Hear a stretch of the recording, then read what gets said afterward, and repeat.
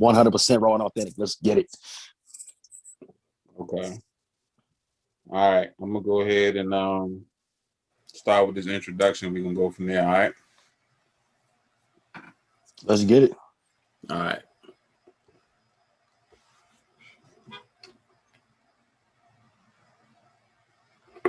Cool. Ladies and gentlemen, I am your host, the Landover Legend, aka Big T, and this is another installment of the I Can't Make This Up podcast. I would like to first say that, 80% of the people that tune into my channel, they aren't subscribed. So, real quick before I get into anything, why don't you go ahead, hit that subscribe button, hit that follow button, hit that like button if you do so kindly, please. And drop a comment and let me know what you think about my comments so far and this one right here. But I'm gonna go ahead and get into the introduction of my next guest. This brother right here, we met through a mutual friend of ours via Instagram on the live. And I was really, tuned into what he was saying and hearing his perspective on the world and about men and things of that nature. I want to first thank him for his service in the military. He's a father out here. He's an author. He's a wrestler. He's a motivational speaker, and he don't take no shit from nobody. And at the same time, he gonna get you right if he think you ain't walking. You know what I'm saying? Especially if you one of his friends, man. I want y'all to give it up for my brother Dejuan Oneal. Don DeMarco. Nah, thanks for having me on, man. Always good to come on and be able to have like a laid back conversation with another like-minded individual. So I definitely appreciate you giving me the opportunity and to use your platform to have a conversation for the world. Absolutely right, man.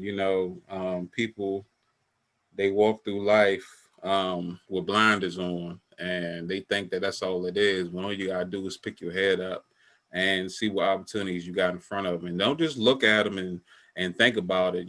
Pick and choose. Make the mistake, correct the mistake, and then get it right the next time. And then now that someone showed you that, show somebody else, and keep that going. Stop trying to blame your past.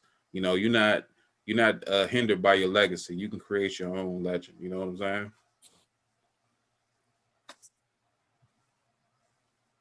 Oh, big facts, man. That's one of the major like things that I live life by, right? Like people that are becoming familiar, or I would call them my audience, like now, right? Who they meet me and I'm on top of like wrestling and this, that, and the third, man. But you didn't know me at 22, 23 years old, man. I was a knucklehead out here, like, you know what I mean? Like I was a a womanizer. Like I thought that I had it going on. I was living life then like I am now. Like, you know what I mean? Like I was living life then with the facade of what I am today. Like I wasn't making the money. I wasn't as wise as I was, but you couldn't have told me that back then. You know what I'm saying? So like now, that I've lived through that, and at some point or another, all of those lies and all of those mistakes caught up with me, and it forced me to like straighten up and be the person that I tell people that I am. Okay. So why don't you introduce yourself to my audience and give them a little background on yourself? I'm Dejuan Oneal. I mean, you pretty much did me justice in the intro. I'm a wrestler, motivational speaker, life coach, author, spoken word artist, uh, podcaster now apparently. So, yeah, man, it's just there's a lot of venues, and I wear a lot of hats in life. And, husband, father. I wear a lot of hats, man. It's just I'm from Boston, which I believe to be the greatest city in the world. Um, I live in Virginia Beach now, which is probably the third or fourth greatest city in the world. Okay. Maybe fifth. It's like a distant fifth. And I have the unique perspective where at my age of 34 years old, I've traveled the world and seen, 25 different countries. I've have like a very unique perspective. That's what kind of lends itself to like all of these different hats and avenues that I wear. Okay. So when would you say that you reached a point where you decided to put childish things away and become the man that you are today? Somewhere in between 25 and 28. Like somewhere in between there. So like at 25 years old, I was like deployed. You know what I mean? You're overseas. You're doing, God knows what. You're doing God's work during the day, and you're playing even harder at night. And then you come back to the States, and you don't take advantage of a prime opportunity to, like, save money, stack, invest. And I met a friend of mine who was like 40 at the time. He was on his way out of the military, and he came back and he paid off his car and put like a down payment on like an investment property. And it made me look at him like, I'm going back to this apartment with like a bean bag and a futon in it. Like, what? Like, I've clearly like fucked up somewhere. Excuse me. Sorry. Can I curse on your No, show? you good. You good. All right, cool. Yeah, it was like, yeah, I've clearly like messed up somewhere. So it's kind of like, so I started like hanging around and emulating his ways, and his ways led to broader experiences. And all of a sudden, I'm in rooms with people that are a lot smarter than I am. And then I started to pick up books, and I started to read. And that whole like transitional period, I just kept the momentum going, and thankfully, to God, man, I haven't stopped yet. Have you heard the phrase, your 20s off of fucking up, your 30s off of getting your life together, and your 40s when you start living? Yeah, my father said that to me all the time. Like he said that to me all the time, and even then, because like, and that's crazy too. That's something you could put out to the universe, where it's kind of like, yo, anybody that sees this and think that they're in a bad way in their life and they're still in their 20s, you got time, baby, you got time. Hmm. Yeah, I absolutely agree. I did, uh, quote unquote, some of my most savagery in my 20s, and I'm in my 30s. And, once you deal with enough craziness, girls trying to run you over in cars and stuff like that, Wait, then, what? Wait, yeah. wait. We're not just gonna gloss over that though. Have you told that story on the show before? Nah, I haven't told that story on here. All right. But basically what happened was, I was all right, so you know how it is when you get out of a relationship, and you know that because of that relationship, now this is not for all men, just some men, you don't want to go down that route for a while, take anything seriously. So, you lay that out to the young lady. Hey, this is me. This is all I'm offering. You can either take it or not. I'm going to keep it moving regardless to what you say, right? And Mm. she was okay with that. And then I found out, like, she was like, "That's cool, but all I want is you." And I was like, "All right, cool. You tell me that, I'm gonna believe you." In the back of my mind, I know better. She was only 24, 25 or whatever, right? So she's doing this whole, what I'm saying, I only talk to you thing and all this other stuff. And I'm like, all right, whatever. At the end of the day, when I go home, I'm not stressing it, right? So I ended up, Hey, she was dropping breadcrumbs though, bro. She was dropping breadcrumbs to lead into like hinting, dropping the hints is what you want. Like, even though you said that in the beginning though, right? She was kind of like, hey, I only talk to you. You're the only person. She was dropping the breadcrumbs for sure. Red flag number one. Continue, please. yeah. So I knew what it was. I'm like, you young, you know what I'm saying? You ain't trying to be tied down. So I didn't put as much effort in it like I would do any other relationship. And she knew that. And but she still tried to play me like I was some type of simp or something. So I ended up meeting one of Mm. her friends, and we was having a conversation, and she slipped up about, I guess, her main dude, or the dude she said she saw mostly or whatever. So I was like, oh, okay, so she do got a main dude or whatever, and I'm just like her side or whatever, which is fine for me, but don't lie to me. You know what I'm saying? Like, you grown. You know what I'm saying? Keep it 100. I'm keeping it 100 with you. So word got out, that apparently. I guess her main dude went back to his ex, and then she was only down to me. So then she started hitting me with the, what are we?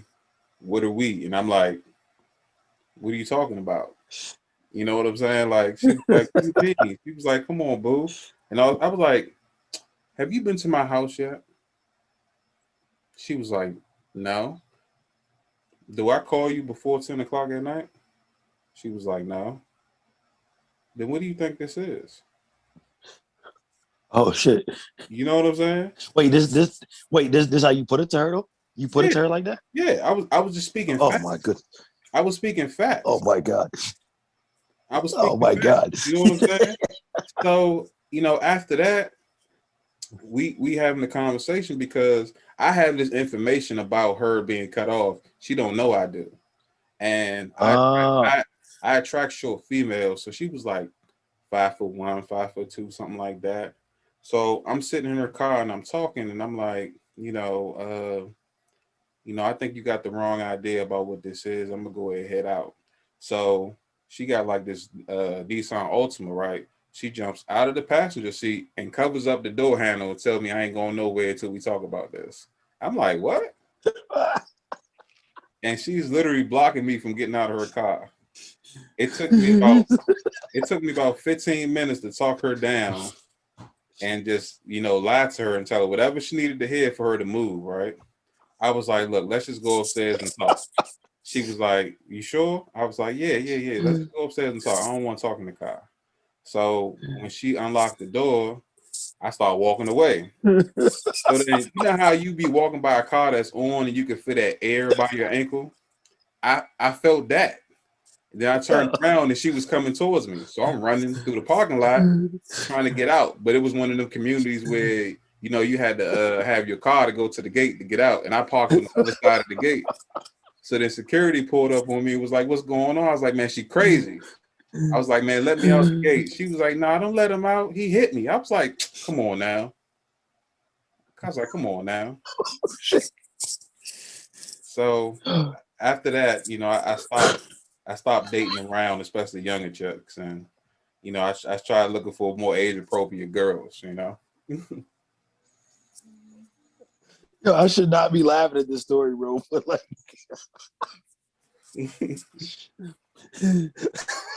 yo, there's nothing funny about like. There's nothing funny about. There's nothing funny about like the like toxic relationships like that, man. There's nothing funny about that, right? Like the scenario in itself, right?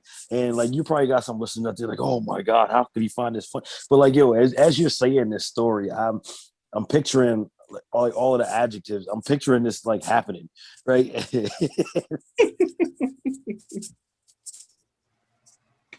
And like it's crazy because like all of the steps she took. So why didn't you just why didn't you just let her know that she was equipped with that information and that like you knew what the deal was and that like from that point on you wasn't riding with her what about like do you see like anything that you could have did better in that situation to make it play out differently? Yeah, I could have been straight up with her and told her that I know that you're lying. I know how I know that you're lying. I know the situation that you were in and that what you were telling me. But it's like she seemed like she was at that point in her life where you couldn't tell her no better. You know what I'm saying? Obviously, if I kept it Yeah. 100 with you and I show evidence of me keeping it 100 with you, there was no need for you to lie. So you thought that you knew better than what it was. So she wanted to Mm. play. So I was like, all right, I'll play with you. You know. So there's times where you can sit back and you can try to explain, Gotcha. Yeah, man. situations, but it seemed like I was going to be beating a dead horse. Yeah. No, yeah, 100%. Like I can feel it. I don't know, man. I just feel like in that situation, like it would almost been better to be like, yo, because it's it's crazy when people's like emotions get involved, right? Like because you never know what's going to be the outcome, at that point, and like everything that you see on Investigation Discovery is definitely a real thing. That show snapped and wives with knives, man. It all happened because like somebody was like they emotionally like couldn't handle anything else anymore. So it was kind of like I don't know, man. I try and steer clear of those waters and just like tell it straight up the way it is in all situations. Yeah, I mean, it wasn't like I was lying to her. I mean, I told her in our initial meeting, like uh first few phone conversations, I got an ex, I went through this, and I'm not ready for anything serious. And this is all I can offer. And when you make that understanding, you would expect that it's not like I said anything and she didn't comprehend it because I went over it bit by bit. There was no details left out. So for you to take that and try to spin it to something else in your mind is just it's insane.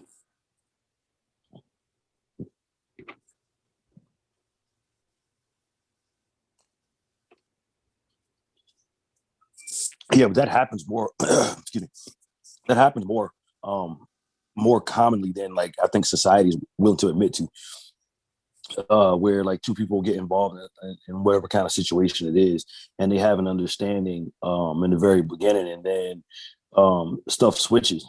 You know what I mean? Like feelings get involved, or feelings become less involved, or a thought process changes, or something like that. So I can kind of see like both sides of this road. Like I'm not saying like you deserve to be ran over in a car, but I can kind of see, especially like a younger lady's like mindset, man. They like most young women that I've encountered like have this desire to change, man, and be like the hero. You know what I'm saying? Like I'm different, so I can make him different. I know we discussed this before, but if I want him and I showed him that I want him bad enough, then he'll come my way. And then when it doesn't work out that way, like there's a huge problem.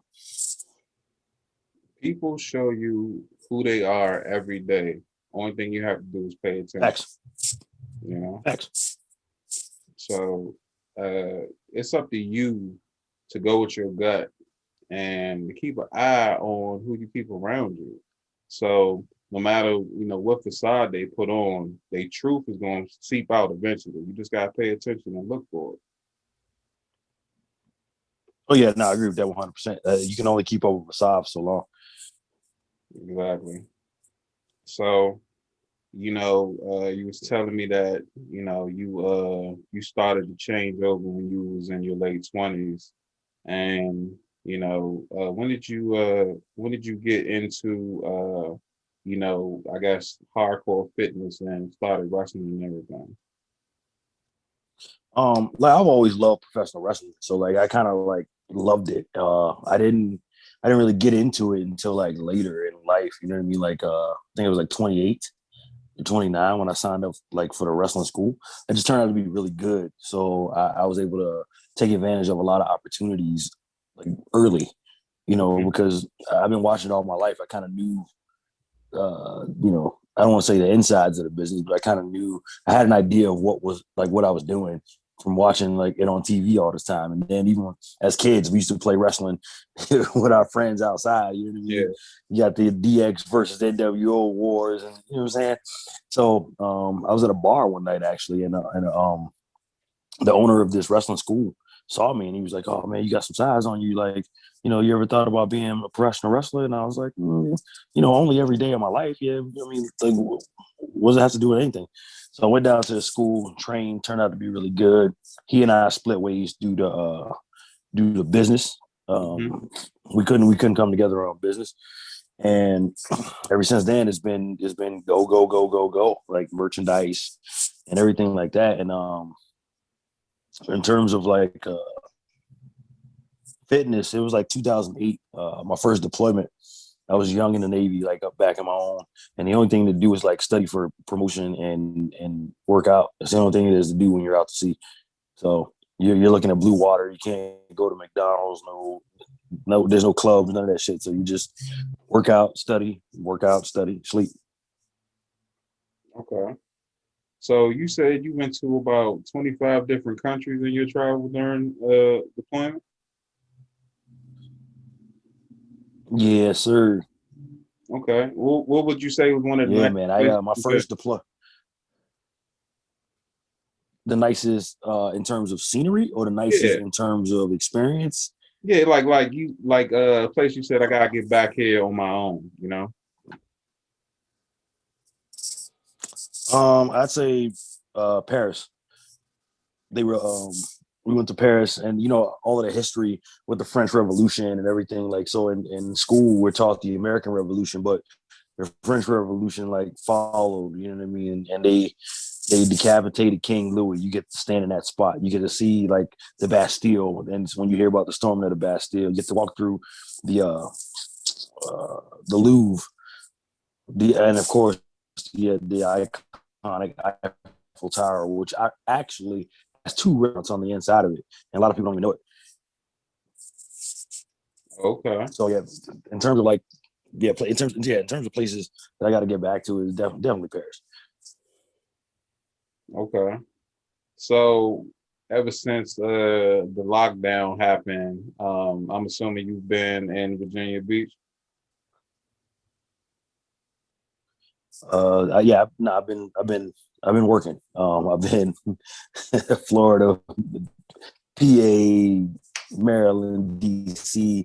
Since the lockdown, man, the lockdown has actually been good to me. Like I shot a movie. Um, you know, wrestled a couple shows. Wrote an entire album. Wrote a book. I'm in the middle of writing like book number 2 right now. And I'm auditioning for like other roles. So the lockdown was actually good for me. I was able to sit down and like clamp down and not only spend time with family, but like I was able to like get a lot of stuff done that I normally wouldn't have because I'd be outside doing other stuff. Okay. A lot of people they look at it like I'm trapped in the house or I'm saying I'm stuck because of you know the virus and everything. So obviously you don't seem like the type of person that'll let something as small as inconvenience of being home would confine you, especially like when it comes to like expanding knowledge and stuff like that. Like so, what do you tell people when they saying they feel like that or they got that mindset that like you're not really trapped, it's all in your mind, right? Yeah, I mean it's kind of like when you was a kid, right? And your parents told you was grounded and you couldn't go anywhere. Like you probably wouldn't have gone anywhere anyway, but the fact that they told you can't makes you want to go somewhere, right? It's like when I encounter people like that, I tell them like, man, like what are you doing? What are you? It's not about what you're doing, but what are you doing? You know what I mean? Like you can play all the Monopoly you want to, or I mean, you got options. You can do some push-ups and sit-ups and get fit. You can sit on your couch all day and watch TV or play Xbox or whatever the fuck. But like at that point, like what are you doing with your life? So when excuse me, so time is the most valuable commodity known to man. It is the most valuable thing that we possess. So if you don't know your worth, then you're only worth what people pay you. So the fact that you're getting to be at home and you're getting to work from home, and there's so much more shit that you can accomplish because instead of a commute to work, an 8 hour shift to commute home, and then now you're tired. Now you got to cook dinner, take care of your children, mow the lawn. You can knock all this stuff out at your own leisure, like being at home. So like find something that you're passionate about and go chase that. And because if you don't, then what are you doing? Hmm. Yeah. I say that to myself all the time when I see people complaining about, their 9 to 5 or whatever. Like, you don't have to work there. You can find something that you enjoy doing, at least till you find your passion. Yeah, yeah. Like why I don't understand why people allow themselves to linger in um, situations that they don't like. I've never understood that kind of stuff. Like um, I always say when something's not fun anymore, or when I'm not passionate about it anymore, that means it's enough. Time's up because I mean I'm gonna start half-assing it, and then either the quality drops off or somebody gets hurt, and neither one of them is good. All because like we couldn't pay attention to something. Yeah, you're right. Hmm. And, and it's crazy. It's like I just don't get that mindset. Like where Like you're in a place, and even if like you're at a job and you can't afford to like quit, right? Or walk off the job. But like, or do you have an exit strategy in place? Are you working on an exit strategy to be able to walk away from a situation that you don't like? Like you need to be able to plan your escape. Are you interviewing at other places? Are you looking for anything? When's the last time you updated your resume? I hate this fucking job. Okay, cool. All I do is sit here and type on the computer. There's nothing stopping me from slapping open a Word document and beginning to update my resume to like look good for potential employers elsewhere, right? So what are you doing to participate in your own life, or are you just accepting like stuff happens, like so nothing happens to anybody without them allowing it to, and if you don't make shit happen, then shit happens to you. There's no middle ground with that. You either make it happen or it happens to you. That's it. Yeah, you're absolutely right. Um, I guess everyone just, I guess, comes into their own at their own speed, and you can't force them. You can give them the information and pray that they, absorb it. But as far as them, taking it, getting motivated to actually pursue it, it's up to them. That's like anybody who got like a real bad drug addiction. They gonna quit when they ready, not when they told. You know. Yeah, man. Like, and it's crazy because you're like, so you see, like you like, I'm trying to think of like the right words to like put it into perspective. But it's kind of like if you, yeah, you take that same drug addict, right? It's not until they hit rock bottom and they decide that enough is enough, that or it almost takes their life, right? But if we see that, if we can see that happen to people, then why do I need to make the same mistake? You see what I'm saying? Mm-hmm. Like if my cousin smoked his lungs out, like why would I go smoke? You know what I'm saying? I saw him do it. Yeah. That's enough for me. And it's unfortunate that like a lot of us can't take the experience of other people and learn like and apply that to our own life. Mm-hmm.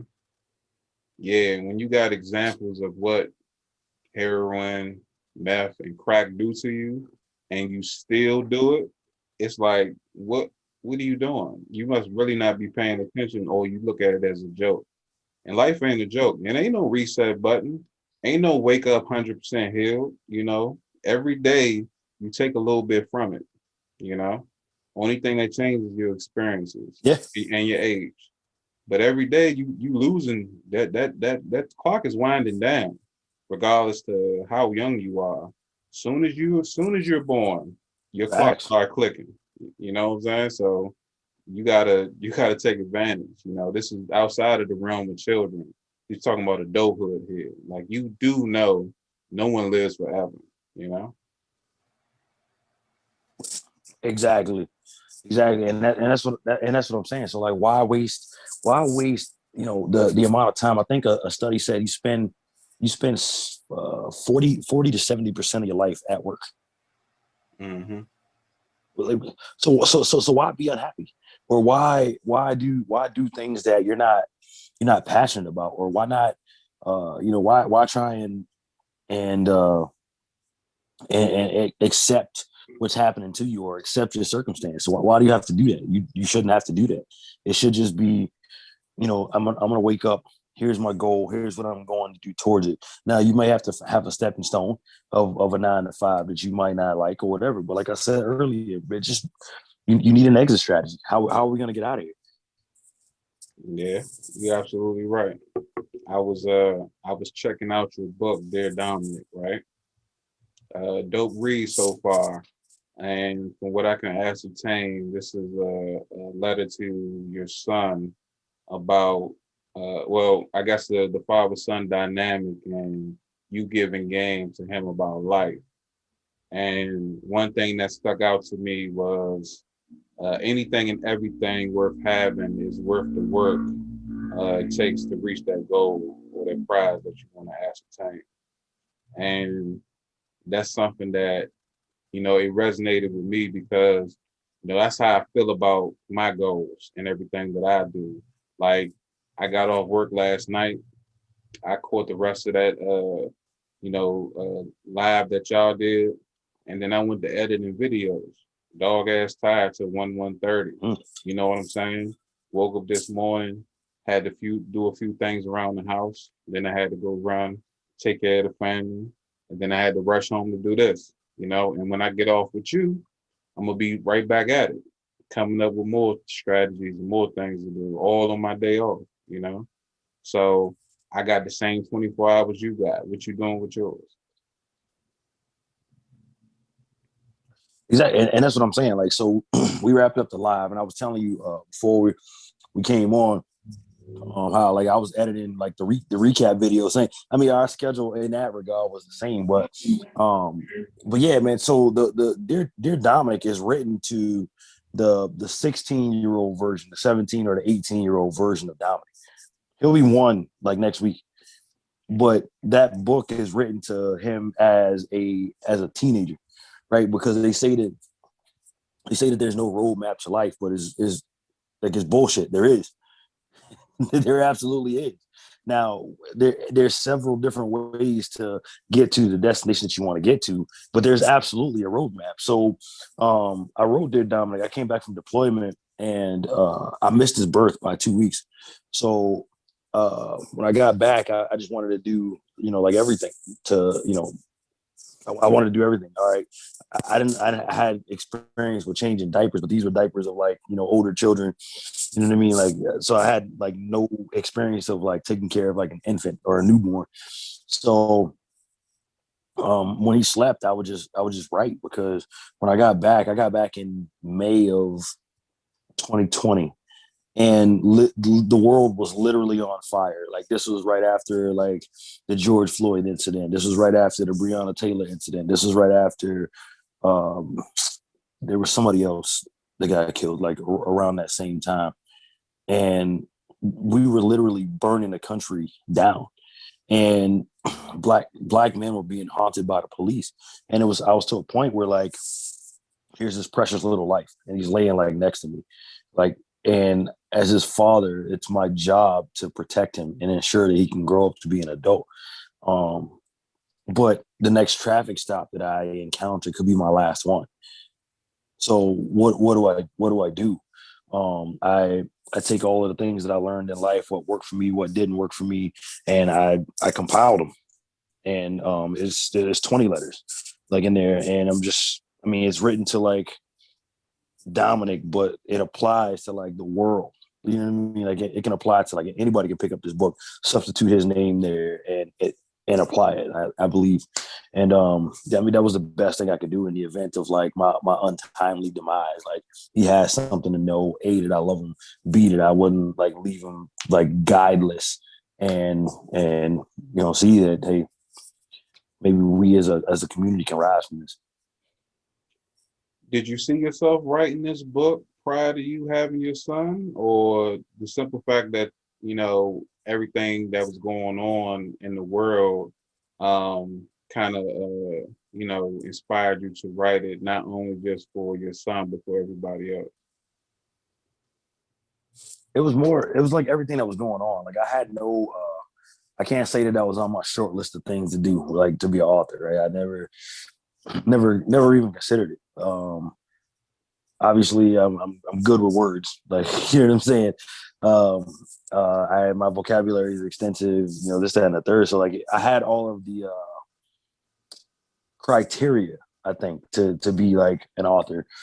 I'm good with words. I could put them together, construct thoughts well, things of that nature. But like, it never occurred to me until, like I said, I watched it was going on, and I was watching for like some of these black men being killed, bro. For like one dude was jogging, another dude was coming from the gym going somewhere else, and then another dude was like just in a wrong neighborhood or something, and then they kicked in Breonna Taylor's door, and like so any one of those situations, the shit that I do like every day, like I may wake up and go outside for a jog. Is that my time? I might have a traffic stop because my tail light's broken, but I move my hand too fast in the wrong direction. is at my time. Like, so at that point, you need something like concrete because like digital media can be made inaccessible. Like nothing goes away from the internet, right? But like it can make it more difficult to be accessible. Or if what's the password to my laptop? So I don't want to leave it digitally. I wanted to leave it something that he could tangibly put his hands on and be like, hey, you know what? Here you go. But just in case he's, paperback is gone by the time he's 20, like there's also on Kindle. So Yeah. Okay. I think that's dope, man. I think that all fathers should try to not just leave debt or leave a car to their kids, you know what I'm saying? Or I mean, don't get me wrong, I'd appreciate if someone left me a house, but give me the wisdom, give me the jewels, give me your experiences so I can learn from them and take those tips and apply it to my life and then pass it on to your grandkids and the great grandkids. You know what I'm saying? Like, not just, stories about what I could have done or what I did when I was young. That's great. But what's the stuff that's going to keep me safe on the street and keep me growing and keep me as strong as you were? exactly, and that's to me that's what it's all about. Like any father, um, and you can be like a girl dad or a boy dad. It doesn't matter, right? Any father, his job and his only purpose in life is to provide, a good launching point for his offspring, right? And so if you're not doing that, then like what the hell are you doing? Like, granted, you may not have asked to be a father, but that child didn't ask to come here, and now that child is here, it's your responsibility to set them up to be equally competitive as some of our counterparts from other nationalities and races. So if you're gonna do that, and if every father took that mentality, then the world will be a lot better place because you wouldn't have deadbeats and things of that nature. Yeah, you're absolutely right. How long did it take you to write the book? Um, about 4 months. Okay. It took me about 4 months to write, off and on, because again, like I was still doing, still doing like merchandising and still like trying to get new gear for wrestling and stuff like that. So like I kind of, when I had like a quiet moment, like if I was here and I needed a break from something else, I would just like open it up and just write. And or if when something struck me that I wanted to teach you. I think like there's a couple letters in there that was like purely off of like I was scrolling down like a Facebook timeline and I saw some dude on there complaining about some shit, and then I disagreed with him, and I was like, but I don't want Dominic to be like that. So let me let me tap into this real quick, and so it was just like so if I felt something, like I would make like a note if I was out, but if I was here, then I would just open up the laptop and start writing, and then I had to go back and like reconstruct some paragraphs and you know what I mean, like try and make sure that I didn't put any innocent party on Front Street like inside of the book because I wrote everything the way that I felt it at the time. Okay. So where do you see yourself in the next 5 years with everything you got going on? I assume that you're striving to reach some type of goal. I don't know what it is yet, but I see you becoming like a community leader when it comes to, keeping your people on their word and growing and becoming better versions of yourself. The next 5 years, I see myself somewhere on like a world platform, man. So in October of this year, I'm going to be filming the special to go along with the spoken word album. I'm going to try and pitch that to Netflix. And like that has like the poetry that's on there is spoken word poetry, obviously. And it has a lot of strong undertones, not undertones, they're overtones, but it's talking about holding people accountable and like things of that nature. So that's gonna pop off in October. By spring of next year, like the second book will be out, the Hydration Manifesto, where I'm talking about uh, how thirsty people have ruined the dynamic of men and women. Uh, the Obviously the Grown Man Logic podcast just kicked off.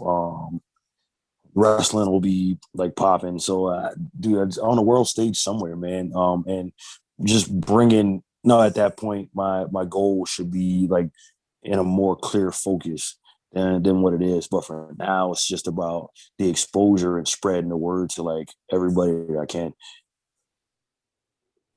Okay. So, Grown Man Logic podcast, man. Tell me a little bit about that. That's something I'm very interested in. So, I'm not sure if you caught it last Thursday. Carla from the She Blows It podcast. Well, first I podcast on Fridays with two other wrestlers. We just do like a Friday night social where like because we're not in locker rooms with each other anymore. We just kind of jump on and we stream that live on Twitch where people could like interact with us as it's happening. Grown Man Logic happened because I post every morning on my Instagram. Like I post a statement that's applying pressure, right? Like I'll I'll post it on there, and I'll get some responses, I'll get some comments on there. And Carla from the She Blows It podcast, she and I were talking, like I think the Monday, no, it wasn't even Monday. It was like the Saturday prior, because we were all like the panelists on something. No, Kendra did that live, I think, the one we were all on, and she watched it back and was like, "There was a lot of good points, da da da," and she tricked me into doing it. Right? She was just like, "Hey, it's a lot of good points. Like, all you have to do is just wait for people to comment on this. The person that gets the most comments will do it." I was like, "Well, I'm not that type. Like, I don't got experience with it. This, that, and the third." So she was like, "All right, cool. I'll co-host it." I was like, "All right, cool."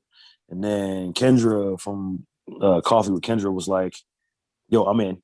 And then that one guy from the Uncomfortable Conversation jumped in too. And I was like, all right, well, look, if we're doing it, we're gonna do it like this. It's gonna be like the evening edition of the Breakfast Club or something. Like it's gonna be, we already know what the topic is gonna be based off of the response from the people. And so she was like, when do you want to do it? When would you think you would do it? And I was like, I don't know, probably like a Thursday. Like that's probably the day that most people don't have anything going on. She's like, well, what time? I was like, I don't know, like 9. I got to put Dominic to bed and make sure that he's sleeping. And the second part is more important than the first one. Like you Yeah. can put him to bed all day long with the making sure he's sleeping. And then she hit up everybody in the group chat and they all hit me back and was like, all right, we're in. Let's go. So then this past Thursday, we did the first episode and got a lot of good responses. So stuff like that. So I mean, I'm really looking forward to see like where that can go. This is my first like venture into like this arena, so we'll see. Okay. Well, from my experience, I tell you right now, I mean, like you stated earlier, everyone, learns at their own pace. And when it comes to podcasting, there's no one rule to it. Like with anything else in life, it is what you make it. Mm. It's making it the best quality of that, form is what's gonna make the difference between yours and everybody else's. So like I said, I'm gonna check that out, and I look forward to seeing more because that whole vibe, and you get the right people together. Whatever they talking about, it's gonna come out great. It's gonna be interesting, and it's gonna be something worth tuning into on the individual platforms. I mean, yeah, I think so. I think that's like it's a good like we play off of each other well. I think Mm. the and it's crazy because the only person I knew prior to me doing, I think I did Coffee with Kendra to talk about Dear Dominic. So I met her then. And then I did the same thing with the She Blows It podcast. So I met Carla there, but the only person I knew was Eric. Like from he's a military veteran as well, so like I knew him, and he kind of plugged me into like both of them. And then I think one of them had all of us on first, and because they were like running short on like get no, Eric and Carla did a combined um like podcast. They combined their show, and they had a panel on. I think it was like Derek Jackson or something, whatever. So we get on there and we vibe, and like it turned out good. So then we were all together on somebody else's show, and then you know we're kind of like, hey man, we might be onto something here. Like this could be this could be good because the chemistry for us to not know one another like was like it was good, and then and now we're friends, like we got group text and shit like that. So the chemistry is only going to get better as time goes on. That I think I like I really enjoy the dynamic between the four of us. So we'll see, man. We hope it takes off. Yeah, man. I look forward to more, man. When I finished watching yesterday, I was just like, damn, I wish I could have been there live because, I like to get in comments, I like to get a response and bring up things that, some people might oversee or some people never think of, because sometimes people be having good points, but they keep it to themselves. And, that's the good thing about having, Yeah. live shows being done because you mess around and respond to their question or respond to their comment, and you might inspire them to do something that they've been holding off or whatever. So that's dope. No, I think I like the live dynamic like so much too because just for that reason. Um, and like it was crazy. The one like especially yesterday, like it was we were at a lot of women inside of that live, and like stuff turned up, man, and it was just a good discussion like all around. So I definitely like the live dynamic. So like I take the live feed and then I rip the audio from it and just plug it on. So like it'll be coming out like on Anchor as well, like shortly. I gotta get everything set up under the social disturbing umbrella. Okay, that's what's up. So, what do you do in your downtime when you obviously have like free time? I know that you try to preoccupy as much, free time with staying busy or, working on your craft or working on your next book. Like, what do you do just to, chill out or whatever? Shit. I, I don't know. Hmm. I don't know, I'll play like Xbox or something, but even then, like I'm like probably on like in conversation with somebody about something. You know what I'm saying? Like about like taking over something else. Like so, at night, at the end of the night, when like Dominic's gone to bed and the wife is gone to bed, like I sit down there and I'm just like, all right, cool. I'm not gonna do anything. So now I'll turn on the Xbox, throw the 2K on or whatever. After like a game and a half, I'm up on the phone. Hey man, what do you think about this topic? Blah blah blah. This, that, and the third. Or because I'm also dropping like spoken word promos. So like I'll pick up my phone and start to write like another piece. Or if I have a piece written, I need to record it. So then I'll come in, throw the headphones on, and record it. And if it's recorded, then I gotta find a video to like complement like the words to the thing. So then, and that's how it spins. My mind spins like that in a constant. So I attempt to get downtime like so hard. Hmm. But then I end up falling asleep. Like if I find myself absolutely doing nothing, like I just fall asleep. Okay. So you would say, oh, I'm just assuming from everything you told me. So it seems like your spoken word poetry and wrestling is like your two hobbies that you put most passion behind. I don't agree. Nah, I put passion behind everything. Okay. I I put like 150% in everything I do because my name's on it. Mm-hmm. You know what I mean? And like even though I might not even be good at it, right? Like so, when I first started doing like spoken word poetry, I was Romeo, Juliet, and then they were like, oh, you gotta do it like this. So then I started doing it like that, and then it sounded like I was rapping a little bit, right? And I sucked. Like my first like my first uh, few attempts at spoken word, like I sucked because I thought it was supposed to have a rhythm, and then it had to rhyme, and then it had, and I didn't understand the difference between like simile and metaphor, and when to use which, and which tool is more effective, and all of the aspects of it that I understand now. Um, but it didn't stop me from going like 150%. Like, you know what I'm saying? And my work ethic got me invited back to places more so than my poetry did, up until like 2000. I think it was like 2005 when I entered a competition and actually won and became poet laureate of Boston for that year. I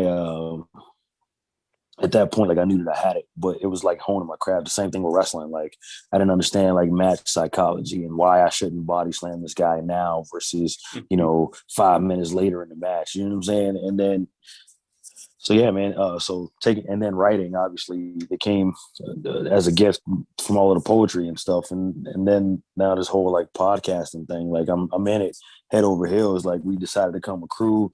Like we did the show. I had to recap out the next day. Like as soon as we finish this one right here, after I get some food, I'm gonna recap. I'm gonna edit the recap for Coffee with Kendra from the live, and then I'm gonna start looking at, hey, I need some video art for this next piece I got coming out called fast food, and you know what I'm saying, like stuff like that, man. I'm always going. Okay. Well, from everything I see and all the videos I watched of yours, and everything that we talked about, you exude confidence. Do you have any fears or doubts about anything you do? Yeah, yeah, for sure. But I'm also able to talk myself out of it Mm, okay. because I think the doubt is like a natural uh is part of self-preservation, which happens like innately, right? So it happens as as a person, you're gonna undertake this big venture, right? So my immediate thought is, what if this fails? And then I immediately say to myself, not even seconds later, but what if it doesn't? Mm-hmm. And then like I get myself to a point where like, hey, I got to pull the trigger on this thing. Either I'm gonna get it on or I'm not gonna get it on, and then I do it. And because I think that the doubt and the fear that I feel in the beginning is also what allows the project to come off well, because I take all of the precautions that I'm supposed to, and it's not like I'm throwing shit at the wall to see what sticks. It's kind of like everything that I do is calculated because of that doubt and that fear. Yeah, it's okay to second guess yourself. Just don't stop yourself from trying just because of the fear of something might not work. I had a Yeah. conversation with a guy the other day, and I was like, you know, how many times did the first car blow up before they got it right, or the train went off the track before it stayed on there? It's gonna take a few mistakes before you get that thing right. So just don't Mm. have to be the straw that breaks the camel's back. You fail one time. Look how long it takes for kids to learn how to ride bikes. They fall, they get up, and they do it again until they get that rhythm down. The next thing you know, they teaching you tricks. You know what I'm saying? Because they in a newer version of what you were taught. A newer time. So you got to grow. You got to grow, and you grow from experience. Absolutely. And I mean, you got to scrape your knee a couple times to learn that it hurts. You know what I'm saying? Like, if you don't got no qualms and no fears about scraping your knee, then nothing's driving you to get that rhythm down to ride that bike. You know what I mean? So you have to, fall down a couple times. You have to. It's necessary. Okay. So you brought up thirstiness earlier, right? And I wanted you to touch on that as far as with the men in the generation that we live in today, man. Because I speak about that all the time. I made a post a few weeks back about, guys sliding in girls' DMs. I'm like, if she doesn't respond to the first one, she's not going to respond to the second one or the third one or the 13th one. She's going to make you a meme or the topic of her group chat. Stop embarrassing yourself and move on. No, I agree with that 100%. I think a lot of dudes don't understand the difference between attentiveness and thirst, and that's something that actually me and Carlo talked about that this morning. Whereas like you make your opening, your overture, right, and then you don't get a response. All right, cool. Maybe send a follow up. Maybe, excuse me, depending on what you open with, and then because that matters. Approach is everything. So so Hmm. maybe you send a follow up, but if you don't get a response to the follow up, man, you probably should let that one go. But my point for thirst, or my vantage point, is not so much like the DMs, but it gives it gives people a sense of entitlement. It gives people a sense of entitlement and a sense of like confidence that no, not confidence, a sense of ego that's Mm-hmm. unwarranted, right? So like now we've come to a point in life where you can't say hi or wave or at somebody on a Facebook post or an Instagram post without them being like, oh, he wants me. And it's fucked up. It's fucked up because it's like you may come across like a very attractive lady, right? And but because like the 97 other dudes that has said something to her before that, has always been like, good morning, beautiful, hello, gorgeous, like that kind of shit. Like you see it. So like you might literally just been like, hey, this is a good picture. Boom. And you may have like a legitimate question, even be like, hey, where did you shoot this photo? Because you might like the background art or something. Like I'm, hypothetically, and like you don't get a response, and you get looked at as somebody that's trying to come up with a different icebreaker than the other 97 dudes, right? That like said something to her. So it's like the dynamic is like fucked up. But at the same time, it goes with like say somebody is reaching out for help, right? Like a woman's reaching out for help on like social media. She's, hey man, I'm at the end of my rope here, blah blah blah, the second, third, and like you may have the ability and the resources to provide the assistance that she's capable of, but your message gets ignored. Why? Because 30 other thirsty motherfuckers have said the same thing to her. Like it's just, I mean, like you'll see more. Like I go in on this actually on the in my second book, the hydration manifesto is happening. Yeah, man. I don't want to say it's a shame. It's like, I guess it all depends on the household and the upbringing, or, you know, people just taking for what they see, in their everyday lives and social media, and saying, oh, that's how you get a girl, or that's how you approach it. You know what I'm saying? Most boys, and I use that word for this particular conversation, don't know how to speak to women, you know? And some men play that little boy shit, and that's not cool. And that's what makes it harder on the rest of it. Like, I don't DM slide just for that particular reason, because I can simply say, hey, how you doing today? Oh, thirsty ass nigga. Oh, all right. You know, Exactly, bro. So, I don't even do that, unless I meet you in person, I'm not gonna hit you in the DMs because, or, what I'm saying? Like, I like face-to-face interaction. I'm gonna give you the real. I'm not gonna play the facade, or nothing like that. Because what you see is what you get, you know. And then once we get to know each other, you get a little bit more of what's on the inside. But I'm not gonna say, hey, I'm this in order to get what I want or get what I see you portraying, you know what I'm saying, you putting out there. No, that's not what it's about. You know what I'm saying? Because for all I know, you showing me something just because you think I got something that you want. So then I get to know the real you. Facts. and all that's borrowed or whatever or rented, or and I'm just like, you know, what happened to your hair? You know what I'm saying? Stuff like that. Like why are you light skinned now? You was dark skinned earlier, or vice versa. You know what I'm saying? So all that stuff counts. Now, I'm not a person that's, stuck on vanity or nothing like that, but that's part of your persona. If you have a persona and I meet your persona and then I find out about the real you, I'm not going to trust you because you had to, you know what I'm saying? You had your guard up, that's cool.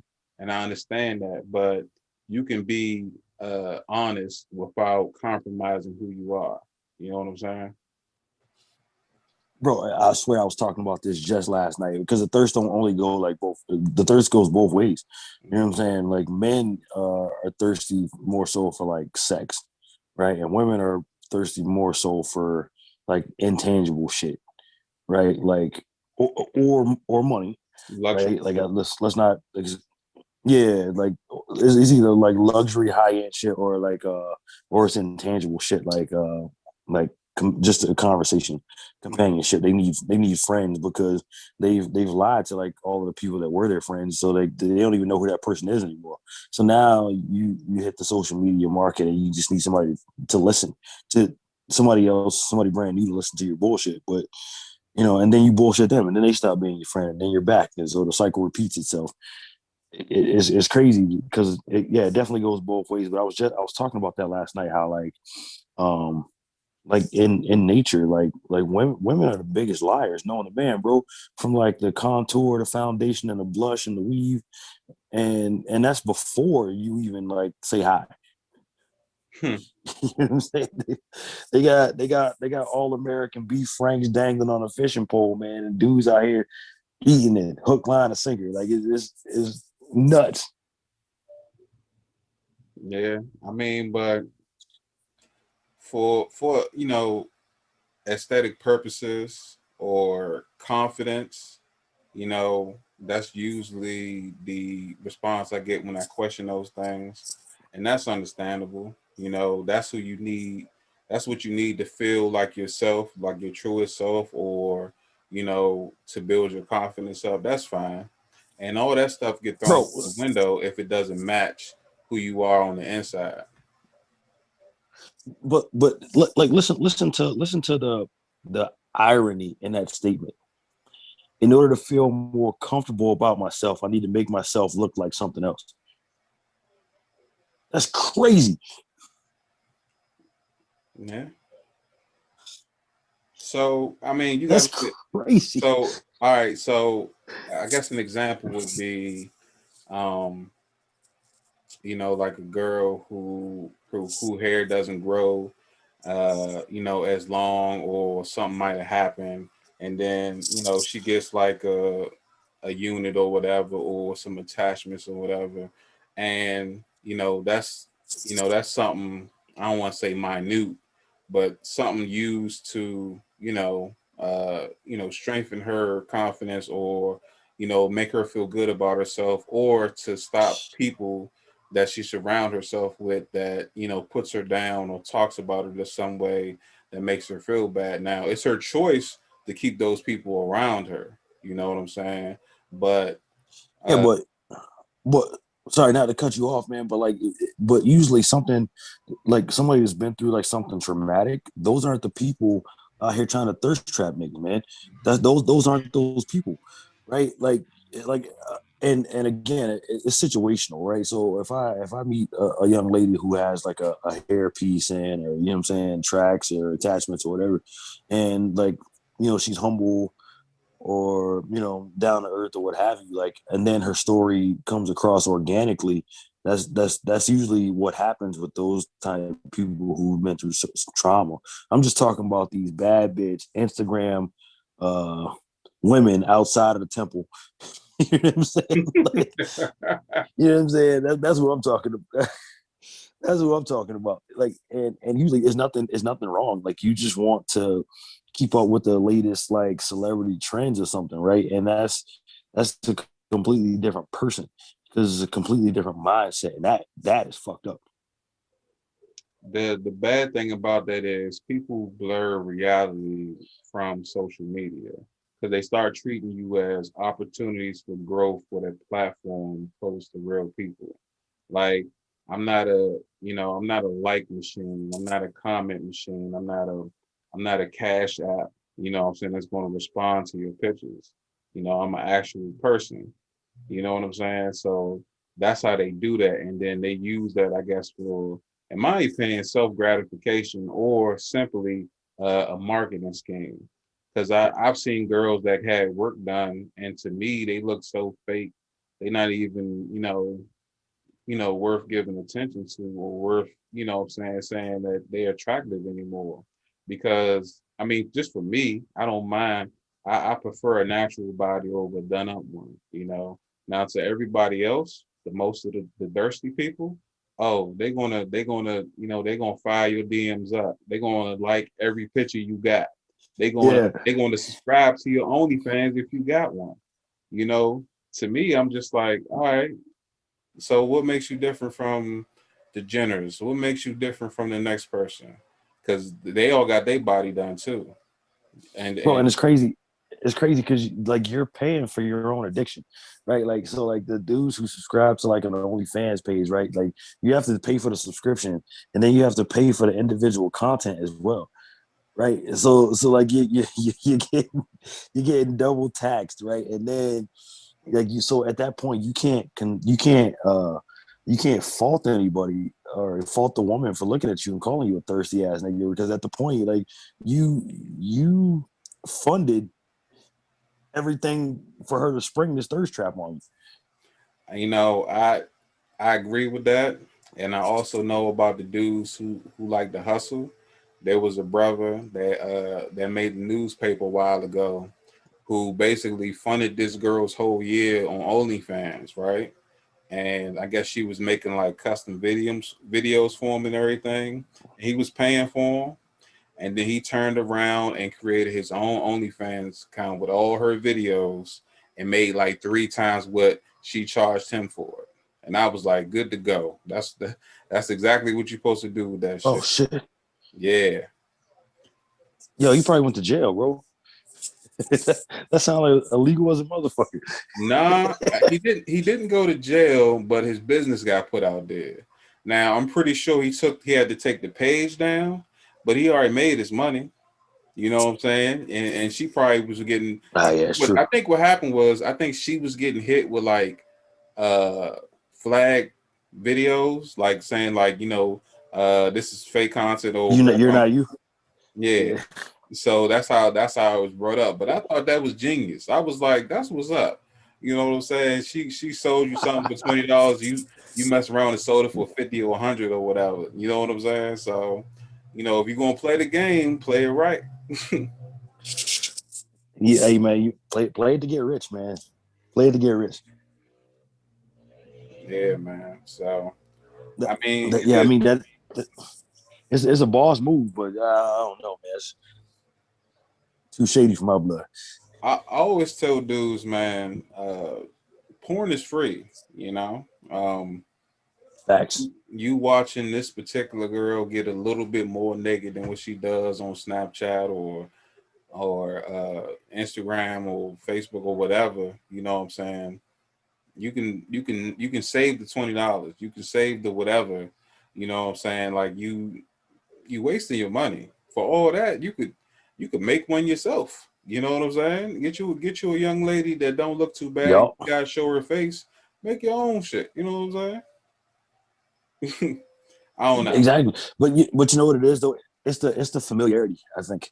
You know what I'm saying? Like OnlyFans is made for the dude who works, next to like the hot blonde chick in an office building who will never have an opportunity to see her naked. But you like, hey, you know what? If you pay, you can see it. So that's what he does. You know what I'm saying? Like, I think that's the type of audience that it brings. It brings like because you already have to know the person, like to know that they have an OnlyFans. You know what I'm saying? That kind of shit. So it's like that nerd. It's like the classic story, man. The nerd that works in the mailroom and the high-powered exec that works in the penthouse, right? Oh shit, she got an OnlyFans. Let me check it out. I think that's what that's built for. I mean, and whoever made it, the marketing is genius for it. It's just it's a lot of shady shit that goes on with it. Yeah. Man, I ain't with it. You know, it's it ain't worth it yet. So many mistakes and so much thirstiness can be corrected once you have post nut clarity. I swear to God, because once you get that out I your agree with that 100%. once you get that out your system, you're not even focusing on that. I That's the agree with that last thing you want 100%. around you. You know what I'm saying? Get that out your system, and then think about hitting that subscribe button. Yo, I agree with that 100%. It's like going to the grocery store and shopping when you're hungry. You shouldn't do it. Mm-hmm.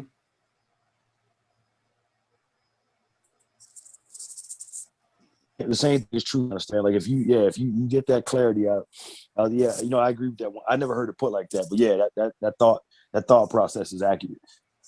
Exactly. That's how you end up with like 4 boxes of Choco Tacos in your house when you don't even eat them, but once a year when you go to the ice cream truck. Like, no, that's stupid. Why you got all these TV dinners? This ain't the 50s. Come on now, it don't make no sense. You got lean cuisine at Hungry Man's. Lean cuisine. I ain't heard that in so long. I didn't even know they still. Do they still make those? I think so. I think Marie Calendar like bought them out, and she puts out her like weight loss shit through them. Oh, okay. I be on Blue Apron. You know what I'm saying? I like to get my meals from there. That's pretty good. Mm. Man, oh man, oh man. So let me ask you this. What do you think uh, about everything that's been going on in the news this week, man? It's been crazy, especially for people of color, dealing with the justice system and all this, social injustice. I say. Right, it's crazy, right? It's crazy. It is absolutely. But here's the thing: this should not come as a surprise to anybody. It's been happening since Emmett Till. Mm-hmm. Actually, like before then, you know what I'm saying? So, like, what's going on now? You just have more readily accessible information, and shame on the people who are standing by with their cameras out, providing this footage instead of helping these black men. Like, you know what I'm saying? Like, well, like, why? What do you? Like, you're just gonna stand there and record it? All right, cool. If I see 50 cell phones over there, I probably need to try and run some interference. Like, that I mean, I don't know what the answer is. I really don't know what the answer is, but there has to be change, and it has to be soon. Because I mean, it's getting awfully difficult to camouflage the fact that black men are being haunted. Even in Chicago, where um I forget the kid's name, the Latin kid that just got shot. I was following up on that. And like so minorities are being hunted, man, like hunted down. Yeah, it's ridiculous, and I try not to get desensitized by it because it's so much every day. Like you got to think about the stuff that's not being caught on camera. You know, I had somebody sent me a video yesterday about this traffic stop. I want to say it was like in Oklahoma or something, but a cop rolled up on a dude in a pickup truck, saw he had a sidearm, and it was a machine gun. Um, and he said, "All right, I know you got your gun on you. I'm gonna go ahead and get you to put that on my hood, so we could both feel safe during the traffic stop or whatever." He said, "Cool, no problem." It's a white dude now, and white cop. So he gets out, he takes it off his hip, and when he's coming around the back to hand it to the cop, he opens fire. I want to say he hit him maybe 5 times, then came around the other side of the truck when the cop was on the ground, shot him 2 or 3 more times, hopped in his truck and left. And Oh shit. the first thing I said after I saw that, if that was a black dude, he would have never made it out the cab of that truck. Facts. You know what I'm saying? So 9 times out of 10, um, I'm pretty. I mean, because all this stuff was caught on camera. His tail, his license plate, and all that was captured. I'm pretty sure they probably found the dude, or they looking for him as of right now.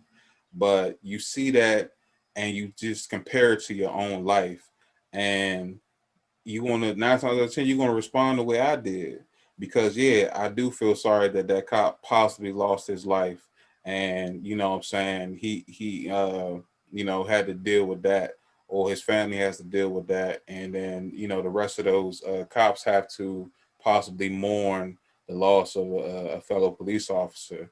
But it's like it's black people that sit in cars with cell phones that get quote unquote mistaken for guns, or just get pulled over for BS reasons, and they get killed for nothing.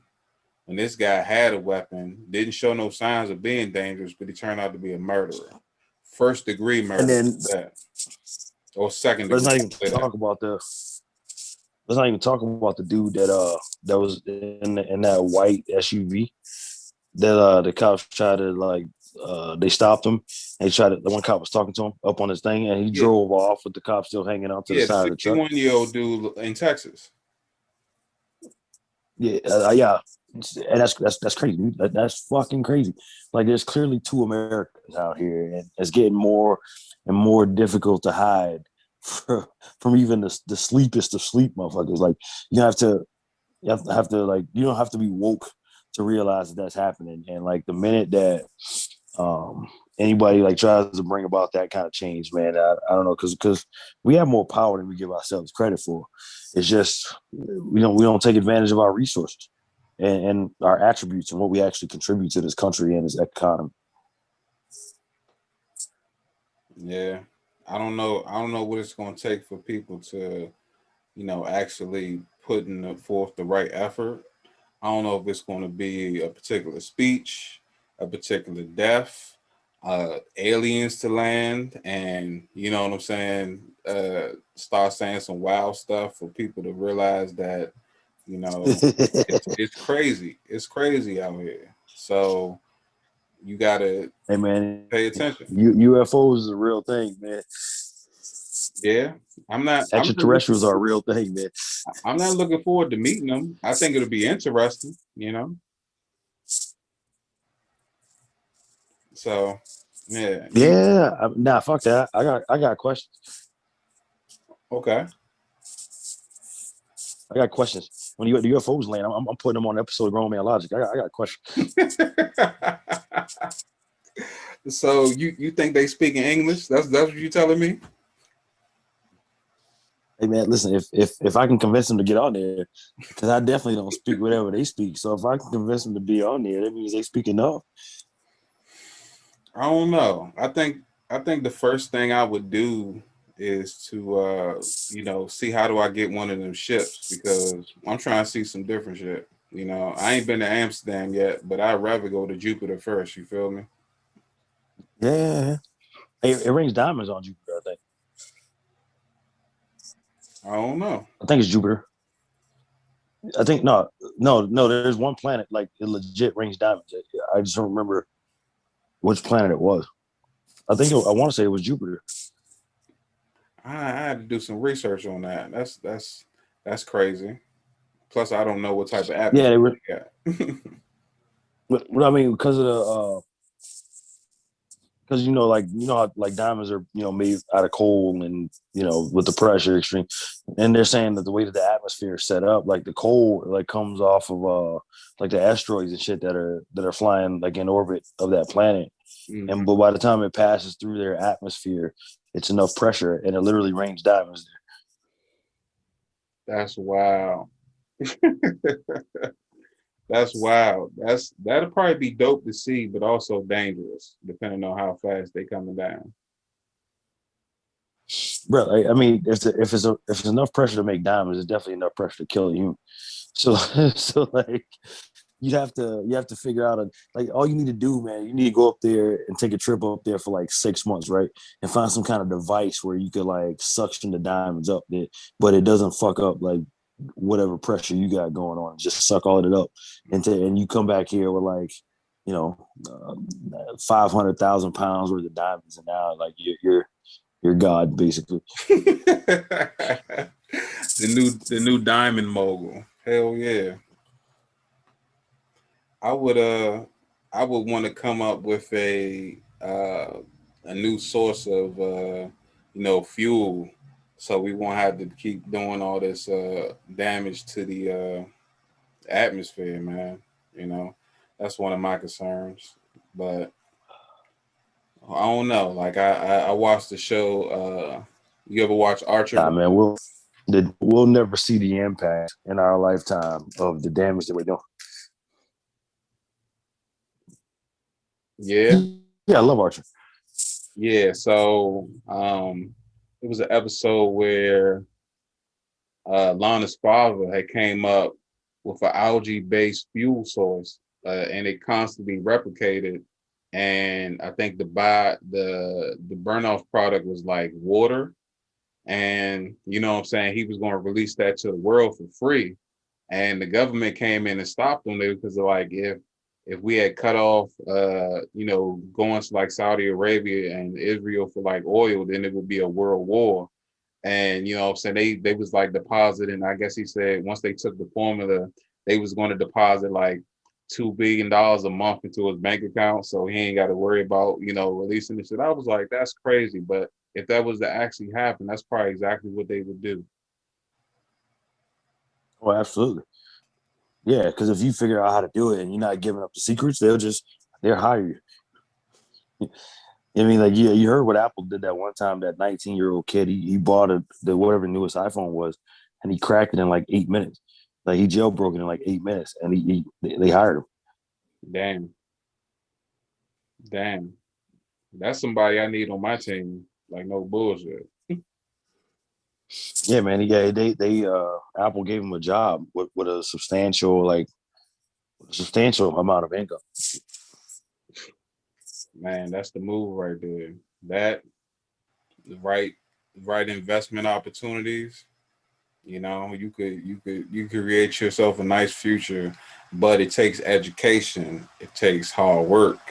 It takes dedication to make those things happen. Nothing comes overnight, and no one's going to give you anything. You got to go out there, do the research, put the effort in, and it'll show in your work. You know what I'm saying? I heard something Kevin Samuel said, or it might have been something I was listening to while I was watching one of his videos, and he was saying that I never dreamed about um, being famous or being big. I put in the work to make it happen. You know, because you could dream about something all day, but what are you doing towards making that? Making that actually come to life. So, yeah, you brought that back full circle. You see how that was beautiful what you just did. Yeah, man. You brought that back full circle because that's exactly what we were speaking on earlier. Yeah, man. I mean, that's what it is. That's what life is, and that's part of the roadmaps to making that happen. You know, it's not just one little, uh, uh, incident of good luck. It's not one person. It's not one moment. It's all these things put together. A collaboration of everything that you experience, hard work, effort. It's going to be some scrapes, it's going to be some bruises, and all that's going to make you the best version of yourself and give you the best quality, and then put you in that area to where now you where you at. Now this is your dream come true. So stop complaining, stop freaking sitting there talking to your homeboys or your girl or your kids about I could be doing this if I don't. Stop saying what you could have and do it. Try, Yeah, for sure. you know, and stop using social media as a crutch or an open diary, because don't nobody care about when you logging off. Well, don't nobody care. No one really honestly cares about your problems. You know what I'm saying? Except for the people that care about you. You know what I'm saying? And Hey, do you find it funny that people make posts that they're gonna stop posting? yeah, and I commented on one person's thing because I said it's stupid because people have their own lives, But I said if you was gonna log off, why not just log off? And she said, because my family keeps up with me via social media, so this is to let them know, not everybody else. I'm like, all right, cool, but the rest of the people, you know they don't care, and they gonna let you know that they don't care, because that's what society does. They tell you their opinions, and that's what it's for. It's not the, oh man, I had a bad day, what do y'all think, or wish I was with him, or I'm getting tired of people doing this. That's not what it's for, because people are ruthless. I seen a dude made a comment about one of his family members passing away, and they start roasting his outfit. Like, you know what I'm saying? People are savages. You know what I'm saying? So stop putting all your hopes and dreams into social media. You know what I'm saying? Use it for what it is, and log off. And log off.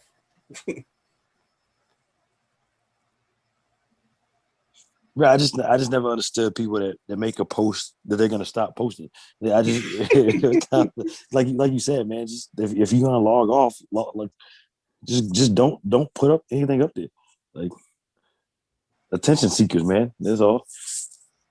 They want people to come to them and be like, "Oh, are you okay? No, bitch, shut up and go away."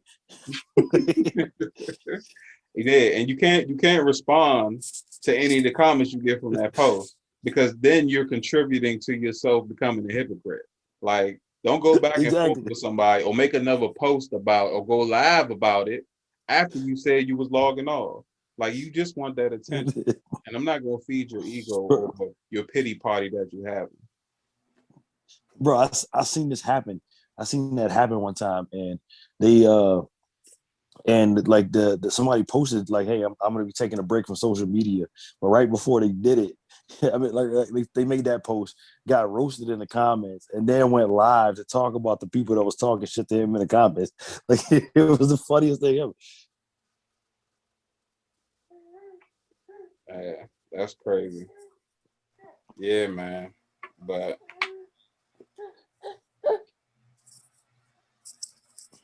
what's up, little man? You got something to say to the people? You want to talk to the people? You say hi. He don't care about nothing but just chilling. You gonna say hi?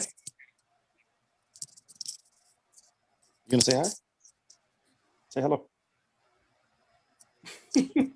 No, not today. Nah, he trying That's he this trying is to figure out what you this is doing.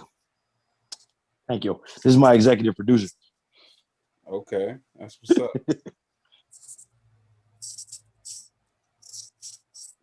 One of the inspirations behind Dear Dominic right there.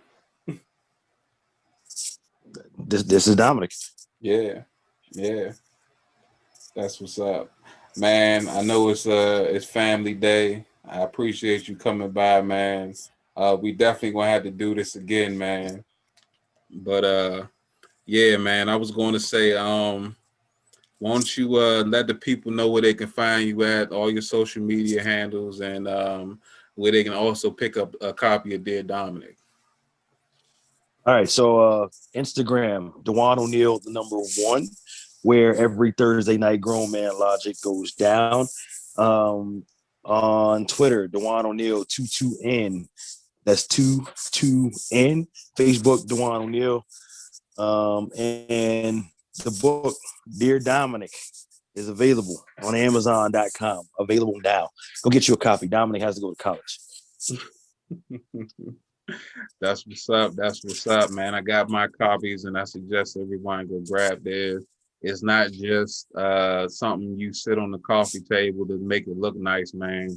It got some jewels and some gems that I guarantee that'll help you you know, get a different perspective on life and what you think it is. And, you know, it looks like you know, things are going to keep going your way, and I'm looking forward to seeing, you know, what you got coming up next, man. And grown man logic is something I'm definitely going to be tuning into, man. So, you know, keep up the good work. That's all I can say about that. Thank you so much for having me on here, man, and an opportunity to speak to your people. I think this is a great conversation, and we have to do it again at some point soon. Oh yeah, most definitely, most definitely. We'll set that up. But until then, I have been your host, the Land of the Legend, aka Big T, and this has been another dope installment of the I Can't Make This Up podcast. That's I Can't with a K Make This Up podcast. You can find this show everywhere podcasts are available. I'm also on YouTube, Facebook, Instagram, and Twitter. And please don't forget to like, share, subscribe and support my guests. You know, every little thing counts. Every like, every comment, every purchase. You know what I'm saying? So please do that, and don't forget to tune in for the next episode. But until then, peace. Peace. Hey man.